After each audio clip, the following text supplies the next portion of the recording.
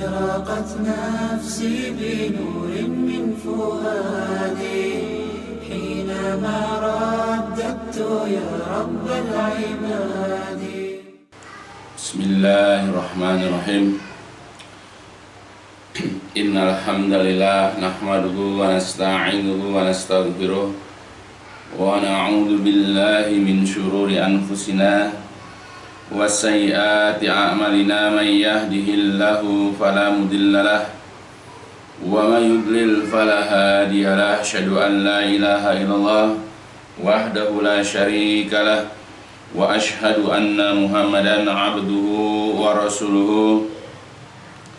اللهم صل على محمد وعلى آل محمد كما صليت على إبراهيم وعلى آل إبراهيم إنك حميد مجيد. اللهم بارك على محمد وعلى آل محمد كما باركت على إبراهيم وعلى آل إبراهيم إنك حميد مجيد. أما بعد فإن أصدق الحديث كتاب الله وخير الهدي هدي محمد صلى الله عليه وسلم وشر الأمور محدثاتها فإن كل محدثة بدعة وكل بدعة ضلالة وكل ضلالة في النار. Alhamdulillah, dalam kesempatan ini kita akan masih melanjutkan kajian tentang kitab Manhaj atau Minhaj Al-Firqatun Najiyah, ya, manhaj golongan yang selamat. Ya, jadi kita sebagai seorang muslim harus selalu menampilkan, harus selalu mencerminkan karakteristik sebagai ahlu sunnah wal jamaah, sebagai firqatun najiyah.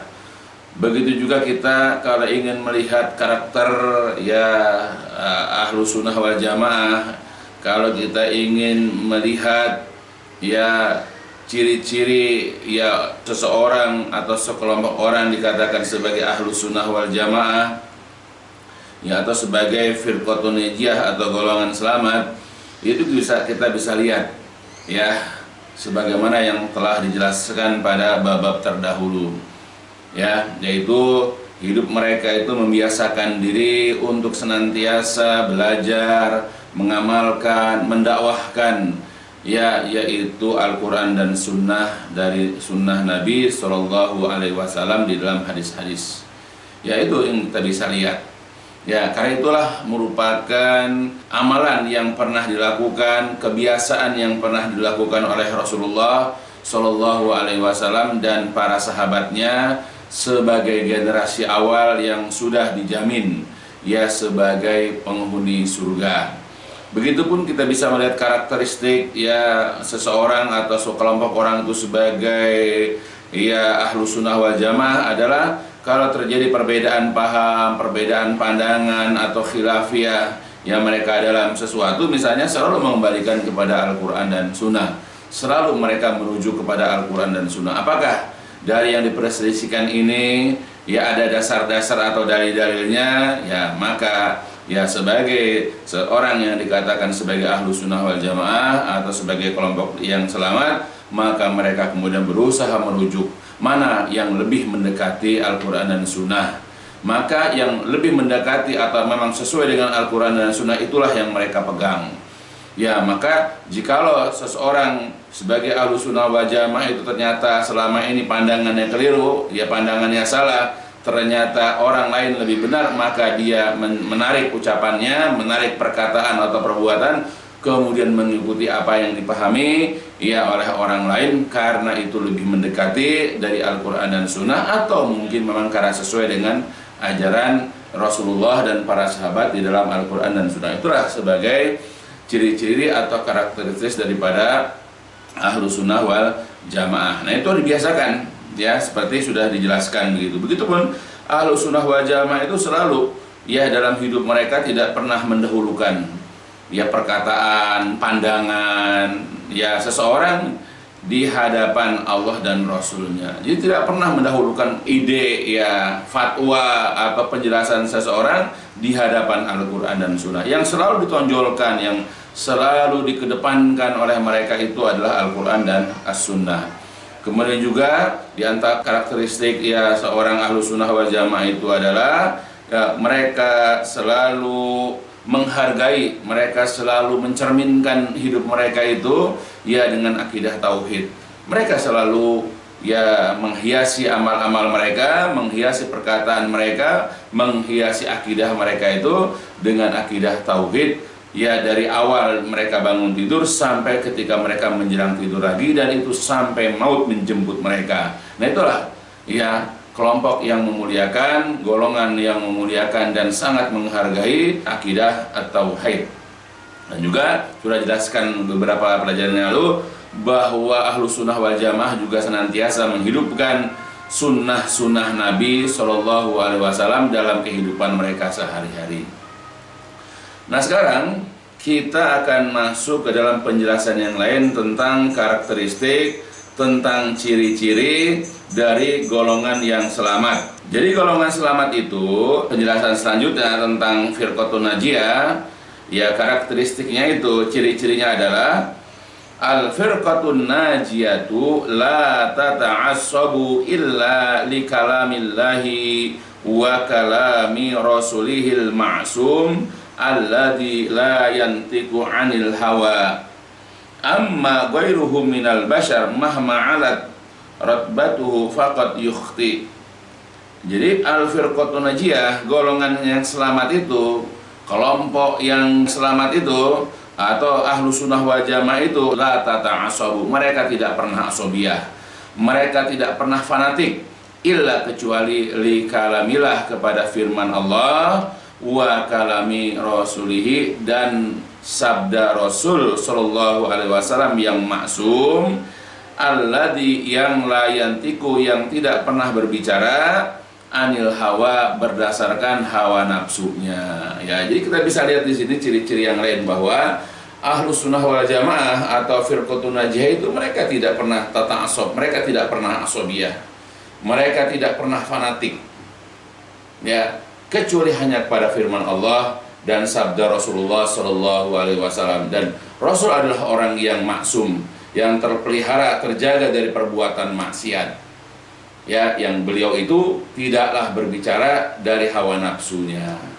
Nah itu, jadi kita bisa lihat kehidupan sehari-hari seseorang itu sebagai ahlu sunnah wal jamaah atau suatu komunitas, ya kelompok pengajian atau suatu organisasi atau apa yang lain, pokoknya ya kelompok-kelompok orang itu dikatakan sebagai firqatun najiyah, sebagai ahlu sunnah wal jamaah, ya kalau mereka tidak ya membiasakan untuk fanatik. Karena sering kita jumpai banyak di antara kaum muslimin ngakunya ahlu sunnah wal jamaah, tetapi fanatiknya mereka kepada kelompok, fanatiknya mereka itu kepada golongannya itu ya sama seperti fanatiknya seseorang itu kepada Islam. Bahkan sering dijumpai mereka lebih fanatik kepada golongannya, kepada kelompoknya daripada Islam itu sendiri.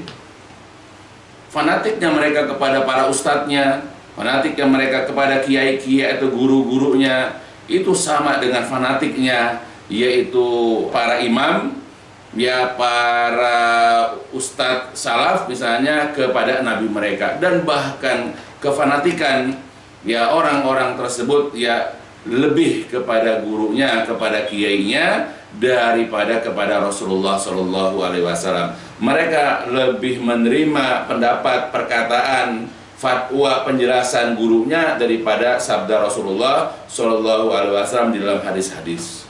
Ya bahkan dari Al-Quran sendiri. Bahkan kalau seandainya pandangan gurunya, ustadznya itu berseberangan dengan Al-Quran dan Sunnah, mereka lebih menerima pendapat gurunya. Ya seperti ya apa yang biasa mereka katakan ya dalam ucapan-ucapan mereka, ya sikap mereka kepada guru-guru mereka, sikap mereka kepada ustadz-ustadz mereka, kepada kiai-kiai mereka.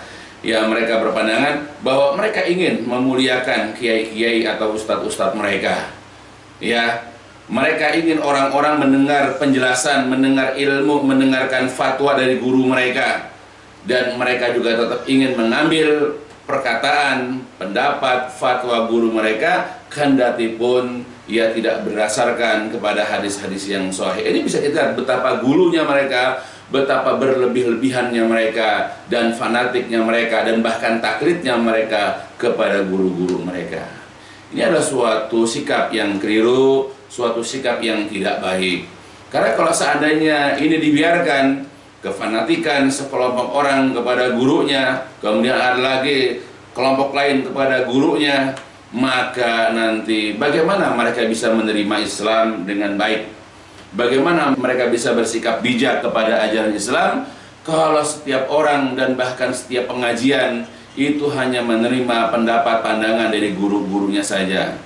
Ya, padahal apa yang diucapkan, apa yang dijelaskan, apa yang diterangkan oleh guru-guru mereka itu boleh jadi ya tidak sesuai dengan apa yang ada di dalam Al-Quran dan juga hadis-hadis Nabi Shallallahu Alaihi Wasallam. Ya, karena juga di sini dijelaskan bahwa amma ghairuhu, adapun selain daripada Nabi, ya adapun selain daripada Rasulullah Shallallahu Alaihi Wasallam minal basar, di antara manusia, ya mahma adat ratbatuhu, kendati pun martabatnya, kendati pun derajatnya, kedudukannya itu tinggi, faqat, maka terkadang seseorang itu yukhti, keliru, salah, ya walaupun tinggi, katakan dia sebagai seorang ustadz, seorang ulama, orang yang ya dituakan dalam masalah agama misalnya, sebagai manusia dia bisa keliru, sebagai manusia dia bisa salah, ya dalam berfatwa sebagaimana ya telah dijelaskan oleh Rasulullah Shallallahu Alaihi Wasallam. Beliau pernah mengatakan, kullu bani Adam khata' wa khairul khata'in at-tawabun, dalam hadis riwayat Imam Ahmad. Jadi kata Rasulullah, kullu, setiap atau semua bani Adam, semua bani Adam, setiap anak-anak manusia, setiap anak-anak Adam yaitu manusia itu khata', ya pasti berbuat keliru, pasti berbuat salah. Wa khairu, dan sebaik-baik al-khata'in, orang yang berbuat salah, adalah at-tawabun, orang yang suka dan segera dalam bertaubat. Nah itu, jadi Nabi mengatakan semua anak Adam, semua manusia pasti berbuat salah. Ya Rasul sendiri sebagai seorang manusia pernah keliru.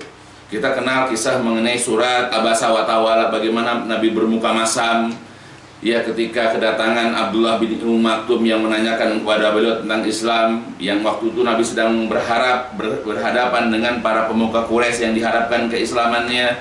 Ketika datang Abdullah bin Maktum yang dia buta, yang kedudukannya rendah di masyarakat, apa yang bisa diharapkan dari Abdullah bin Maktum? Maka sebagai manusia, kedatangan itu membuat Nabi tidak suka, maka beliau bermuka masam. Turun ayat yang menegur, yang mengingatkan Rasulullah tidak boleh bersikap demikian. Nah sejak saat itulah, setelah ayat turun, Nabi tidak pernah bermuka masam lagi kepada siapapun di antara manusia yang datang untuk menanyakan tentang Islam.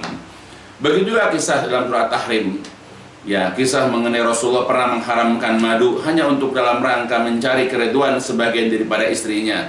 Allah mengatakan, ya ayuhan nabi, lima tuharrimu ma ahlallah tabtagi mardata azwazik. Wahai Nabi, kenapa engkau haramkan sesuatu yang telah Allah halalkan bagimu hanya dalam rangka mencari keridhaan sebahagian daripada istrimu? Itu juga ayat menegur Rasulullah sebagai manusia.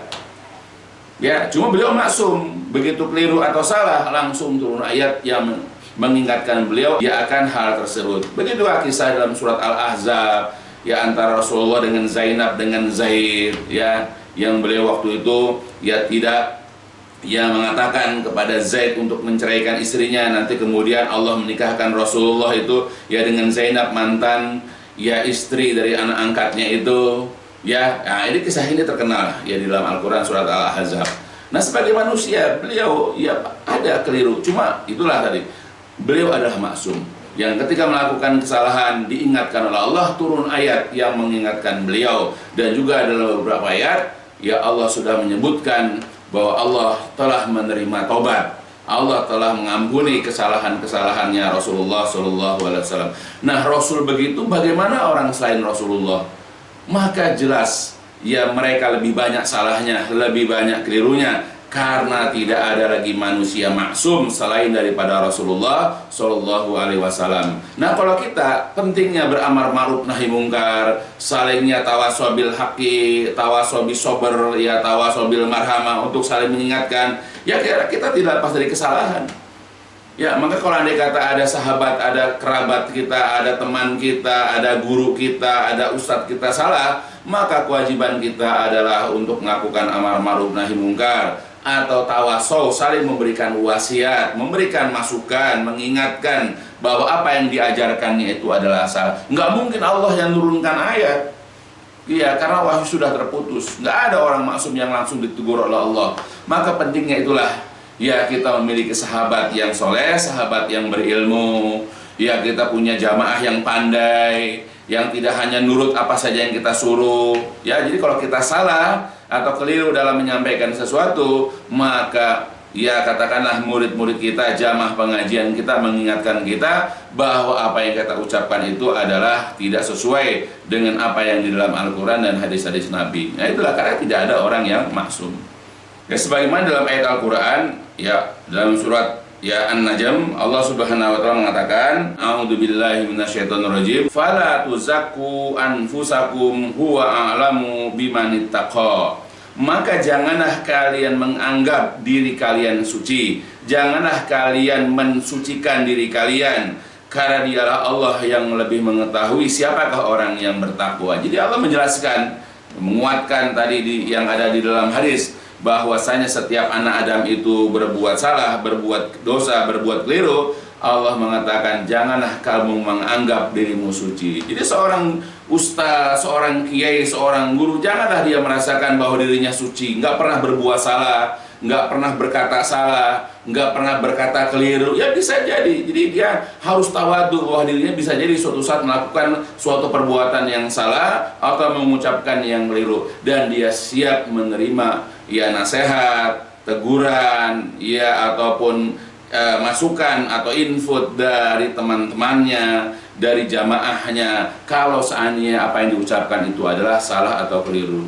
Jadi kalau ada orang mengatakan ya bahwa dia itu belajar sama kiainya, dia berharap semua orang juga belajar sama kiainya, ya dia berharap ya apapun yang dikatakan kiainya itu dia akan dia laksanakan, dia akan kerjakan meskipun keliru ataupun salah, sehingga tercermin di situ kefanatikannya, ketaklidannya. Ini adalah merupakan suatu hal yang keliru, karena kita tidak boleh taklid, tidak boleh kita fanatik buta. Ya, tapi itu bisa kita jumpai ya banyak di masyarakat kita, kaum muslimin di negeri kita, bagaimana fanatiknya dan taklidnya mereka kepada guru-guru mereka. Ya, padahal kita tahu bahwa mereka, guru-guru mereka, ustadz-ustadz mereka juga adalah manusia yang bisa berbuat keliru, yang bisa mengucapkan perkataan, memberikan penjelasan perkara-perkara agama yang bertentangan atau yang tidak sesuai dengan syariat.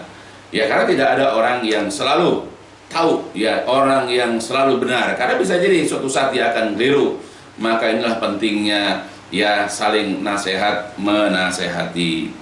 Begitupun waqala Imam Malik, berkata Imam Malik rahimahullah, ya, Malik bin Anas, ya, kata beliau, laisa ahadun ba'dan Nabi sallallahu alaihi wasallam illa yu'khadhu min qawlihi wa yutraku illa Nabi sallallahu alaihi wasallam. Jadi tidak ada seseorang setelah Nabi ya yang diambil ya dan ditinggalkan perkataannya kecuali Nabi. Ya, tidak ada orang selain Nabi yang kalau diambil ucapannya kemudian mendapatkan pahala, ditinggalkan ucapannya dia berbuat dosa kecuali Nabi. Jadi kalau kita misalnya mengambil perkataan Nabi, ya mengamalkan ajarannya, kalau itu perintah, mengambil perkataan Nabi, kalau larangan kita tinggalkan ya apa yang dilarang oleh beliau, kita akan mendapatkan pahala di situ. Kebalikannya, ketika Rasul mengatakan tentang sesuatu perintah atau melarang suatu larangan, lalu kita tidak mengambilnya, kita bersikap masa bodoh karena kita lebih fanatik ya kepada ucapan kiai kita, ya kita akan berdosa di situ. Jadi tidak ada seorang pun yang perkataannya sesudah Nabi yang diambil dan ditinggalkan, ya kecuali Nabi. Ya, makanya kita kalau ingin mendapatkan pahala, ambillah perkataan-perkataan Nabi. Ya, kita tidak mengambil perkataan orang, tidak merasa, tidak mengapa, tidak berdosa. Begitupun kalau kita meninggalkan perkataan orang juga tidak mengapa. Tetapi kalau perkataan Rasul tidak boleh kita tinggalkan, dan kita wajib mengambil yaitu dalam bentuk melaksanakan kalau itu perintah, dan kita meninggalkan apa yang dikatakan Nabi kalau itu adalah larangan-larangan. Nah, ya, sampai para imam pun seperti itu. Sebagaimana nanti akan dijelaskan lagi ya di dalam bab lain tentang perkataan para imam, bagaimana sikap kepada Al-Quran dan Sunnah. Ya, jadi itu. Jadi kita kalau mau fanatik, fanatiklah kepada Al-Quran. Kalau kita mau fanatik, fanatiklah kita kepada hadis-hadis Nabi SAW. Jangan kepada manusia, karena manusia tidak luput dari kesalahan. Sebagaimana Rasul juga dahulu, tapi Allah telah mengingatkan Rasulullah karena beliau adalah orang yang maksum, yang beliau tidak pernah berbicara, yang tidak pernah berkata dari hawa nafsunya. Dan beliau juga mengatakan, wala aqulu illa haqqan, dan aku tidaklah berbicara kecuali yang benar. Jadi ketika Rasulullah bersendagurau dengan orang, kemudian sahabat mengatakan, ya Rasulullah, mengapa engkau bersendagurau, bercanda dengan kami? Ya, kata Nabi, tetapi wala aqulu illa haqqan, aku tidaklah berkata kecuali yang benar. Jadi semua apa yang dikatakan oleh Rasulullah, sebagaimana apa yang beliau lakukan, yang beliau amalkan, semuanya adalah kebenaran. Semua apa yang beliau katakan, semua apa yang beliau lakukan, semua adalah dalil buat kita. Ya, merupakan hujah buat kita. Boleh kita ikuti, bahkan kalau kita ikuti kita akan mendapatkan pahala. Tetapi kalau kita menyepelekan, kita akan berdosa. Inilah pentingnya kita untuk memahami bahwa fanatik, asobiyah itu kemana. Jangan salah dalam berasobiyah, jangan salah dalam hal berfanatik. Ya, jadi kalau fanatik kepada tempat-tempat atau kepada orang-orang, atau kepada komunitas tertentu, kepada yang salah, maka akan kelirulah hidup kita untuk selama-lamanya.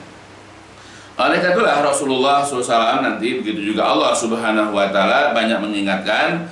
Misalnya Allah Subhanahu wa Ta'ala pernah mengatakan dalam surat Ar-Rum ayat ke-31 dan 32, kata Allah, a'udzu billahi minasyaitonir rajim wa la takunu minal musyrikin, dan janganlah kalian termasuk dari orang-orang musyrik. Apakah itu orang Yahudi, orang Nasrani, orang Hindu, orang Buddha, orang Konghucu, dan banyak lagi yang lain lah. Ya, kenapa kita tidak boleh menjadi orang-orang musyrik? Ya, bagaimana sifat karakteristik orang-orang musyrik? Yaitu adalah minal ladina farraqu dinahum, yaitu orang yang suka memecah belah agama mereka, orang yang membuat agama ini menjadi bergolong-golongan, bersekte-sekte. Wakanu, dan mereka itu syian, berkelompok-kelompok. Ya, jadi ciri-ciri orang musyrik adalah orang yang membuat agamanya pecah belah, lalu menjadikan agama itu berkelompok-kelompok, bersekte-sekte. Nah, ini kita ambil kullu hizbim bima ladaihim farihum. Tiap-tiap kelompok, tiap-tiap golongan bangga dengan apa yang ada pada mereka. Itu. Ya, dan ini terjadi pada umat Islam. Ya, bagaimana tidak bangganya kita kepada kelompok kita dengan apa yang ada pada kita. Ya, kita fanatik dengan kelompok kita karena ustadz kita lulusan misalnya Timur Tengah, lulusan IAIN atau lulusan manalah, itu yang kita banggakan. Atau di kajian kita ada tokoh ini, tokoh itu, atau ada artis ini, ada artis itu. Nah, itu yang kita banggakan. Bukan yang kita banggakan bahwa di komunitas kita yang diajarkan adalah Al-Quran Sunnah. Ya, bukannya firman Allah dan sabda Rasul. Bukan itu yang kita banggakan. Tapi yang kita banggakan adalah masalah-masalah duniawi. Ya, karena yang ada di tengah-tengah kita itu adalah pejabat ini, pejabat itu, artis ini, artis itu, tokoh ini, tokoh itu, yang mereka juga belum tentu dijamin masuk ke dalam surga misalnya. Ya, nah, jadi Allah mengatakan di sini kullu hizbim bima ladaihim farihun. Tiap-tiap kelompok, tiap-tiap hizb, tiap-tiap golongan bangga dengan apa yang ada pada mereka. Jadi kalau kita ingin bangga, banggalah dengan Islam. Kalau kita ingin bangga, banggalah dengan Tauhid. Kalau kita ingin bangga, banggalah dengan Al-Quran dan Sunnah. Ya, nah itu, karena ini adalah fanatik yang diperbolehkan. Nah, jadi ayat sudah mengisyaratkan, ayat sudah mengingatkan kepada kita bahwa hal seperti ini adalah kebiasaan daripada orang-orang musyrik. Bahkan di dalam beberapa hadis juga Rasulullah SAW sudah mengingatkan kepada kita tentang bahaya atau dilarangnya dari memiliki sikap asobiah atau fanatik. Sebagaimana diriwayatkan dari Jundub bin Abdullah Al-Bajali radhiyallahu an berkata, qala Rasulullah sallallahu alaihi wasallam, telah bersabda Rasulullah sallallahu alaihi wasallam. Jadi kata beliau, man qutila tahta rayah ummiyah yad'u asabiyah aw yansuru asabiyah faqitlatun jahiliyah. Jadi barang siapa yang terbunuh di bawah bendera ummiyah, kesesatan, di bawah bendera asabiyah, di bawah bendera kesesatan, di bawah bendera fanatik, ya, maka yad'u, yang ia menyeru, yang ia mengajak, yang ia berdakwah kepada asobiyah, atau yansuru asobiyah, atau dia menolong asobiyah fanatik, maka kalau dia mati faqitlatun jahiliyah, maka matinya adalah mati jahiliyah. Ya, mati seperti orang-orang yang tidak mengerti agama, ya, orang yang belum memahami agama dengan baik, atau orang yang di luar ajaran Islam seperti jahiliyah pada masa Nabi.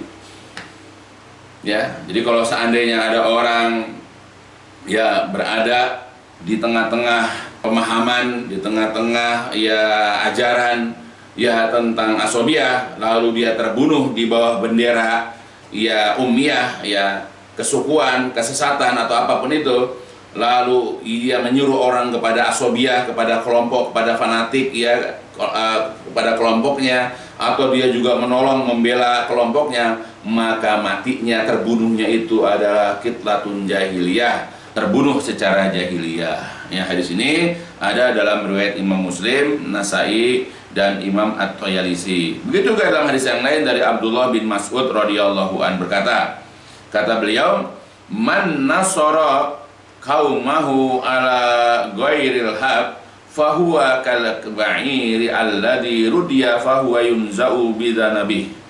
Jika kata Rasulullah, barang siapa nasara yang menolong kaumahu, kaumnya, barang siapa yang membela kaumnya, ya ala ghairil haq, ya di atas ya yang tidak hak, yang tidak benar, ya karena ya membela sekitar kelompok, karena kelompoknya itu ya katakan organisasinya, atau juga karena apalah lagi yang lain, ya. Jadi bukan membela dalam hal kebenaran, tapi hanya karena asobiyahnya saja, ya. Ya, maka kemudian ya fahuwa, maka dia kal ba'ir, sama seperti seekor unta, alladzi rudiya, yang ia terjatuh ke dalam lubang, summa fahuwa, lalu dia itu yunza'u, lalu dia itu diangkat, bidzanabihi, ya dengan cara menarik ekornya. Ya sulitlah, ya ekor, ya bagaimana bisa putus barangkali nanti, makanya sulit. Jadi kalau seandainya ada orang misalnya masuk ke dalam suatu kelompok dan dia asobiyah di situ, kita untuk menyelamatkan orang itu sulit sekali. Sama seperti seekor unta masuk lubang, lalu kita hendak menyelamatkan unta itu, tapi kita menyelamatkan dengan cara menarik ekornya, sulit sekali. Maka orang juga yang sudah jatuh kepada asobiyah itu sulit sekali, ya, karena asobiyah, kelompok, golongan segala macam itu. Jadi orang masuk kepada misalnya, ya misalnya maaf, salah satu misalnya Muhammadiyah, NU, Persis, atau apapun kelompok-kelompok itu, ya ini salah satu aja misalnya gitu, ya. Maka kalau seandainya sudah fanatik kepada kelompoknya, maka akan sulit ditarik, ya, kalau bukan karena hidayah dari Allah. Karena ibaratnya itu terperosok ke dalam satu lubang, lalu kita hendak menyelamatkan dari lubang itu, tetapi caranya adalah dengan cara kita memegang ekornya. Jadi ini menunjukkan betapa sulitnya kita yang mau menyelamatkan, yang hendak menyelamatkan seseorang dari fanatik kepada golongan. Ya, dan itu bisa kita jumpai orang kalau sudah fanatik kepada golongan sulit sekali. Karena sebanyak apapun ayat-ayat Al-Quran, sebanyak apapun hadis-hadis Nabi disampaikan kepada orang tersebut, maka yang ada hanyalah, yang keluar dari mulut itu hanyalah tuduhan-tuduhan. Ya, sebagai orang yang tidak toleransi, sebagai orang yang mengajak kepada perpecahan, ya dan seterusnya, bahkan dibilang nanti ya Wahabi atau apalah yang seperti itulah misalnya yang sering kita dengar. Ya padahal ya kita hanya mengajak orang kepada Al-Quran, mengajak kepada hadis Nabi, ya mengajak orang ya kepada dalil-dalil, kepada hujah yang nyata misalnya. Tapi orang kalau sudah fanatik itu sulit sekali, ya, dan sulit untuk ya berbeda paham. Kita juga sebagai seorang muslim, sebagai seseorang yang ingin meletakkan diri kita sebagai ahlus sunnah wal jamaah, ya kalau ada masalah-masalah yang tidak prinsip, ya masalah-masalah yang sifatnya furu'iyah, ya kita harus belajar bertoleransi, harus belajar kita ini berlapang dada dengan perbedaan biasa, perbedaan itu. Ya, kan perbedaan itu adalah hal perkara biasa, perkara yang kita akan jumpai dalam kehidupan sehari-hari. Ya, walaupun kita harus berusaha menyatukan itu dengan mengembalikannya kepada Al-Quran dan Sunnah. Tapi kalau memang sulit untuk dipersatukan, ya nggak masalah. Mereka juga muslim, sebagaimana kita muslim. Tidak boleh kita mengatakan orang itu kafir, ya, dan seterusnya, ya. Itu dalil selanjutnya. Terus lagi di dalam hadis yang lain, itu dari Abu Hurairah radhiyallahu anin Nabi sallallahu alaihi wasallam annahu qala man kharaja minat ta'ah wa faraqal jamaah famata mata maitatan jahiliyah. Jadi kata Rasulullah, barang siapa yang keluar dari ketaatan dan ia berpisah ya dari jamaah, maka lalu dia mati, maka matinya adalah mati jahiliyah. Wa man qatala tahta rayati ummiyah yagdabu li asaba aw yadu ila asaba aw yansuru asaba faqutila faqitlatun jahiliyah. Jadi barang siapa yang ia berperang di bawah bendera ummiyah, di bawah bendera kesesatan, di bawah bendera asobiyah, yang dia marah karena kelompoknya, atau dia menyuruh kepada kelompoknya, atau dia menolong kelompoknya, lalu dia terbunuh dengan sebab itu, fakitlah, maka matinya adalah mati jahiliyah, sebagaimana ada dalam riwayat Muslim dan juga Imam Nasai. Ya, hati-hati. Ya, jadi orang kalau berada di bawah bendera, di bawah naungan, ya di bawah suatu organisasi, di bawah suatu kelompok, di bawah suatu wadah, ya apalah misalnya, dan itu yang selalu didengung-dengungkan, itu yang selalu diagul-agulkan, itu yang selalu diagung-agungkan ya dalam dirinya, ya maka kemudian dia itu menyuruh kepada kelompoknya, membela kelompoknya, dia marah karena kelompoknya, lalu dengan sebab itu dia terbunuh, maka bangkainya itu, terbunuhnya itu, ia adalah jahiliyah, secara jahiliyah, al-iyazubillah. Ya, makanya jauhilah. Jadi kalau kita ingin belalah Islam. Kalau kita ingin mengajak manusia atau orang, ajaklah kepada Islam. Ya, kalau kita ingin mereka itu berdalillah kepada Al-Quran dan Sunnah. Kalau ingin orang itu fanatik, kalau orang itu ingin ya katakanlah asobiyahlah kepada Allah dan Rasul. Ya, bukan kepada seseorang atau kepada suatu kelompok. Ya, sebab bahaya kalau andai kata dengan sebab itu orang terbunuh.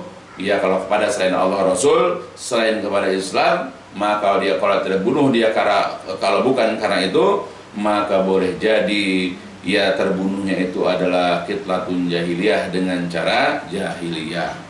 Begitu juga pernah diceritakan ya ketika terjadi peperangan Bani Mustalik.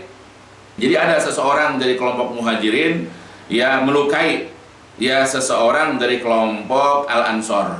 Ya, namanya perselisihan, ya pertengkaran itu biasa terjadi di zaman Rasul juga begitu. Ya, namanya manusia lah ya. Jadi pernah terjadi ada seseorang dari kelompok Muhajirin ya kemudian melukai seseorang dari kelompok Al-Ansor. Kemudian orang Ansor itu yang dilukai itu mengatakan ya Al-Ansor. Ya, jadi dia meneriakkan perkataan tentang kehebatan Ansor. Duhai hebatnya golongan Ansor. Orang Muhajirin juga nggak mau kalah yang melukai itu. Ya Al-Muhajiri, ya hebatnya orang-orang Muhajirin. Nah itu, jadi salinglah mereka itu ya meneriakan slogan seperti itu. Fasami adzaka Rasulullah Shallallahu Alaihi Wasallam. Kemudian Rasulullah SAW mendengar ya ucapan ya orang-orang tersebut. Kemudian beliau mengatakan, ya kemudian beliau mengucapkan ma baru dakwal jahiliyah. Apa ya menyebabkan mereka itu menyerukan seruan-seruan jahiliyah? Mengapa kalian meneriakkan, mengucapkan ya perkataan-perkataan atau seruan-seruan jahiliyah? Kalau kemudian mereka mengatakan ya Rasulullah, wahai Rasulullah, kasa'a rajulun minal muhajirin rajulan minal ansor. Ya Rasulullah, ada seorang dari kelompok muhajirin itu melukai seseorang dari kelompok dia al-ansor. Nah, jadi alasannya itu. Kemudian Rasul mengatakan, da'uha, tinggalkanlah seruan-seruan jahiliyah itu. Jangan kalian meneriakkan perkataan-perkataan itu, fa innaha muntinah, karena teriakan-teriakan, seruan-seruan jahil itu adalah muntinah, baunya busuk. Ya, jadi Rasul mengatakan ya bahwa seruan-seruan, panggilan-panggilan, slogan-slogan ya jahiliyah itu adalah baunya busuk. Ya, jadi dilarang kita. Jadi kalau misalnya ya kita jalan ke tempat yang di situ banyak sampah, yang tercium bau busuk di situ, ya, atau misalnya kita sedang berjalan di satu gang tercium bau bangkai tikus misalnya, ya secara fitrah kita pasti akan menjauh dari tempat tersebut. Fitrah kita begitu, akan menghindar karena nggak enak bau busuk, apalagi kalau saya menimbulkan rasa mual di perut. Ya, nah, jadi Nabi katakan bahwa yang namanya seruan, teriakan jahiliyah itu muntinah, baunya busuk. Nah, berapa banyak di antara kaum muslimin bukan meninggalkan, bukan menjauhkan, bukan ya katakanlah meninggalkan semuanya itu, bahkan mereka senantiasa ya mengucapkan slogan-slogan, teriakan-teriakan jahiliyah itu dengan organisasinya, dengan kelompoknya, ya, dan mereka berbangga-bangga ya dengan kelompoknya, seakan-akan kelompoknya yang paling hebat, organisasinya yang paling baik dan seterusnya. Padahal itu adalah merupakan seruan jahiliyah yang wajib bagi kita ya untuk saling tawadu. Ya, kita wajib rendah hati kepada sesama muslim. Jangan ingin menampilkan power, kekuatan untuk menimbulkan rasa takut umat Islam yang lain. Untuk apa pamer-pamer pakai baju loreng misalnya, ya, kemudian pakai baju apalagi yang lain, ya, dengan jumlah yang banyak, ya, untuk menggentarkan sebagian kaum muslimin yang ya katakanlah ya barangkali tidak sepaham. Harusnya sesama muslim itu harus saling menguatkan, ya suduhu ba'duhu ba'don.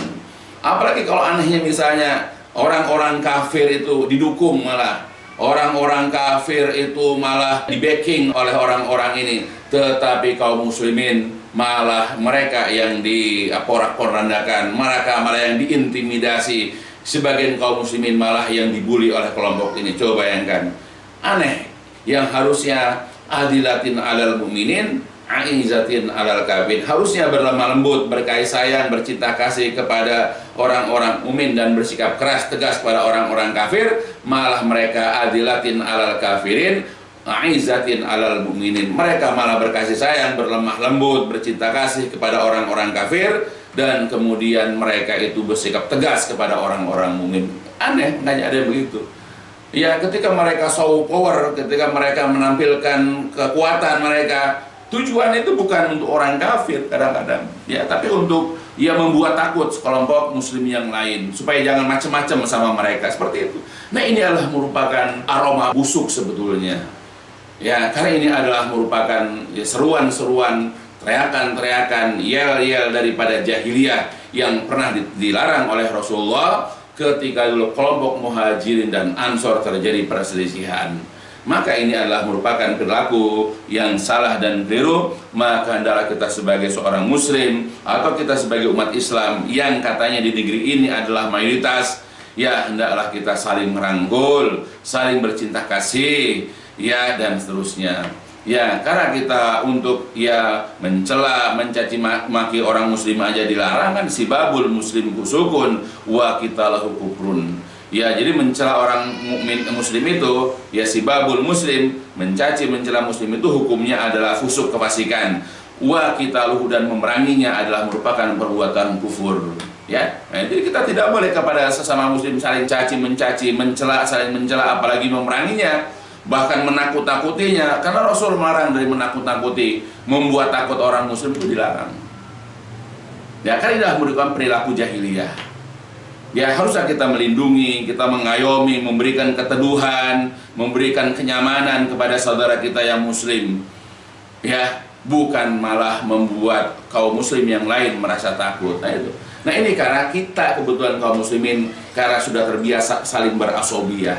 Maka kalau pengen kalau kita pengen saling memberikan keteduhan, kenyamanan, kesejahteraan ya bagi muslim yang lain, tidak hilangkan yang namanya asobiyah. Kita hanya asobiyah kepada Islam saja. Kita hanya asobiyah kepada Allah dan Rasul saja. Sehingga kalau sudah tidak ada kelompok-kelompok, kalau sudah tidak ada golongan-golongan, boleh kita berwadah ya, tapi tidak fanatik misalnya. Bolehlah kita masuk ke dalam suatu organisasi, tetapi kita tidak ya asobiyah kepada ya kelompok kita misalnya. Karena yang kita asobiyahkan, yang kita fanatikan hanya Islam, insya Allah sesama muslim itu akan aman. Ya suduhu ba'dan insya Allah. Atau seperti jasad, ya dimana jasad ini jikalau satu bahagian tubuh merasakan sakit, maka yang lain juga akan merasakan sakit. Nah, apakah kita sudah begitu kepada sesama muslim? Ya, terjadi perselisihan, pertikaian, permusuhan, bahkan saling sikut, saling tendang kepada sesama muslim, asalnya karena kita suka ya berada di tempat jahiliyah. Ya, kita jatuh kepada perilaku kemusyrikan di mana kita berorganisasi, kita berkelompok, kita masuk ke dalam suatu komunitas atau apapun itu, lalu kemudian merasa paling hebat, merasa paling utama, merasa paling benar dan seterusnya. Ya, kemudian fanatik dengan kelompok atau golongan yang masing-masing. Maka wajarlah kalau para ulama juga sudah mengharamkan sikap dari fanatik ini. Ya, atau asobiyah ini, karena fanatik asobiyah ini hanya akan ya memberikan kehancuran kepada umat Islam. Maka jauhilah dan hindarilah. Maka kalau kita ingin fanatik, kalau kita ingin asobiyah, hanyalah kepada Islam, hanyalah kepada Allah dan Rasul, kepada Al-Quran dan Sunnah, sesuai dengan pemahaman kaum salaf terdahulu, insya Allah. Nah, itulah barangkali yang bisa kita pelajari supaya kita bisa mengambil pelajaran, supaya kita bisa mengambil ibrah, ya faidah dari apa yang dijelaskan di sini, bahwa fanatik itu atau asobiyah itu ya jika ditempatkan pada tempat yang salah, bisa jika diletakkan pada ya seseorang ya dengan cara yang salah, ya maka tidak akan ada kebaikan di situ. Tetapi hendaklah kita menempatkan asobiyah atau fanatik ini ia kepada tempat yang benar, kepada orang yang benar, yaitu kepada Islam, yaitu kepada Al-Quran dan Sunnah, yaitu kepada Allah dan Rasul. Ya, mudah-mudahan apa yang dijelaskan di sini ini bisa memberikan manfaat untukku dan juga kepada jamaah kajian pengajianku dan juga kepada seluruh kaum muslimin, agar kita ya sama-sama salinglah berintrospeksi diri, bermuhasabah diri dalam memperjuangkan Islam. Ya, mudah-mudahan bisa dipahami dan diakhiri dengan walhamdulillahirabbil alamin, subhanakallahumma wa bihamdika asyhadu an la ilaha illa anta astaghfiruka wa atubu ilaik. لسوف أعود يا أمي أقبل رأسك